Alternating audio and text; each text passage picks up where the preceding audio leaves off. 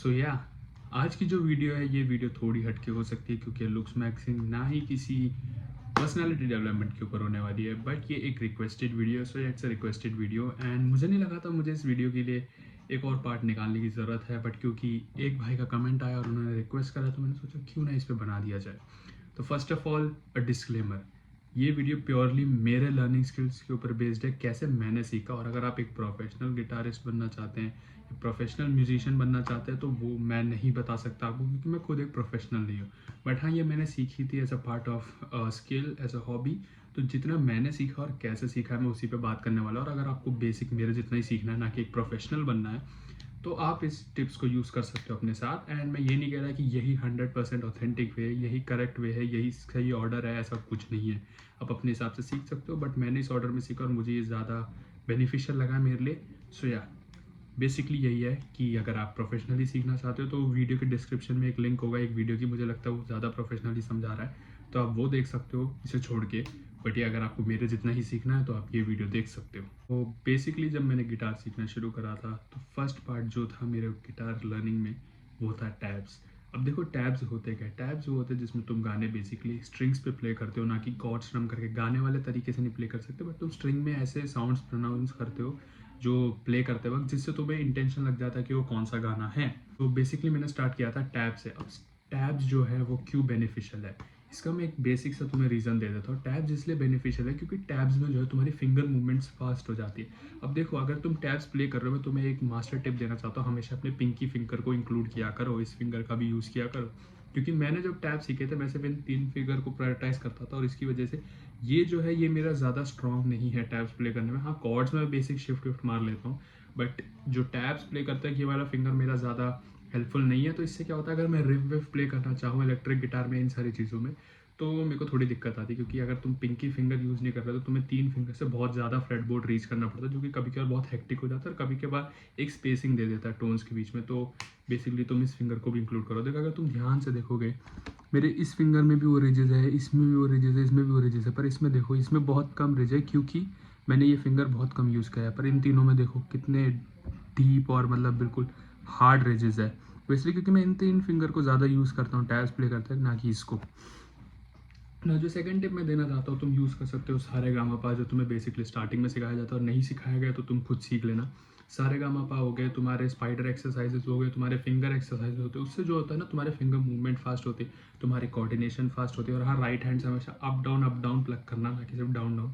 Up down plug करने की practice करना टैब्स बजाते वक्त, एक्सरसाइजेस करते वक्त, उससे तुम्हारी फिंगर मूवमेंट्स फास्ट हो जाती है और तुम ईजिली जो है चेंजेस परफॉर्म कर सकते हो। फ्रेट बोर्ड्स की जो मसल मेमोरी है वो बन जाती है, तुम्हारी स्ट्रिंग्स की मसल मेमोरी बन जाती है, और तुम आंख बंद करके भी टैब्स प्ले कर सकते हो, इतने सक्षम तुम हो जाओगे।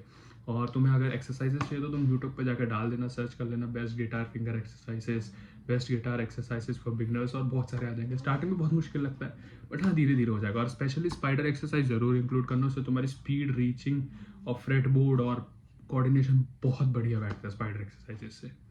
अब मैं बात करता हूँ कॉर्ड्स के ऊपर। कॉर्ड्स जो है तुम बेसिक कॉर्ड सीख लेना, जैसे ए मेजर हो गया, सी मेजर हो गया, और तुम्हारा डी मेजर हो गया, और ई माइनर हो गया, ए माइनर हो गया, ये सारे बेसिक कॉर्ड्स है। मुझे पता है स्टार्टिंग में बार कॉर्ड्स में दिक्कत आती है, तो बार कॉर्ड्स के ऊपर मैं एक स्पेसिफिक वीडियो बना दूंगा, वो गिटार के साथ बनाऊंगा कि कैसे बार कॉर्ड प्ले करें। मेरा गिटार फिलहाल ख़राब पड़ा है, सो इसलिए मैं नहीं बना रहा इसमें, वरना मैं गिटार के साथ तुम्हें समझाता। बट हाँ, बेसिकली बार कॉर्ड्स तुम्हें थोड़ा टफ लग सकता है, बट धीरे धीरे तुम्हें आदत हो जाएगी। तब तक अगर बार कॉर्ड ऐसे नहीं प्ले कर पा रहे तो फिंगर को नीचे ले जाके नीचे के 2 स्ट्रिंग्स को दबा देना, इस सरफेस से ऐसे दबा देना। बेसिकली ऐसे ऐसे होता है बार कॉर्ड, तो उसकी जगह ऐसे कर लेना, ऐसे।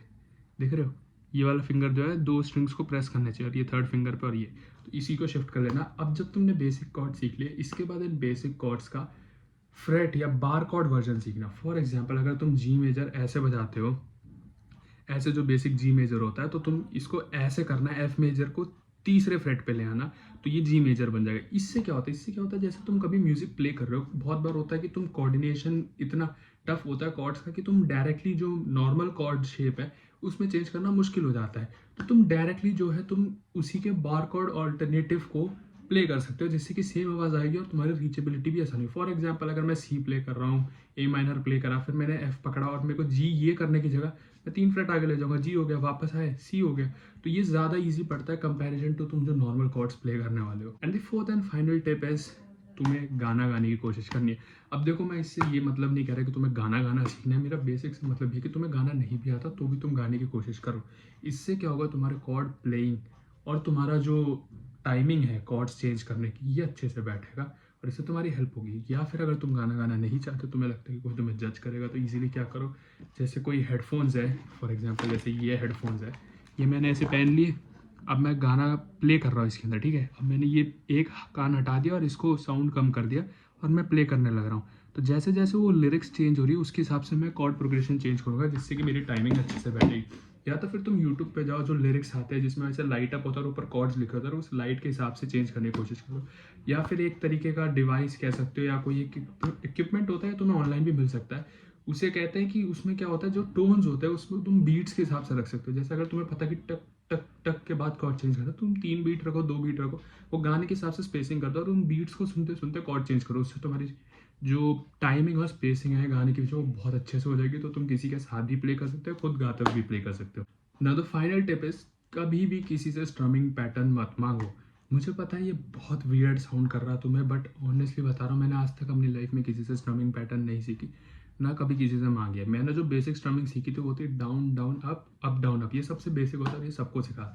जब तुम इसे मास्टर कर लोगे, तुम्हारा कोऑर्डिनेशन बैठ जाएगा, उसके बाद तुम प्रैक्टिस कर सकते हो चक स्ट्रमिंग की, तुम्हारे फ्लैमेंको स्ट्रमिंग की, और बहुत सारे टाइप्स की स्ट्रमिंग है, वो प्रैक्टिस करो।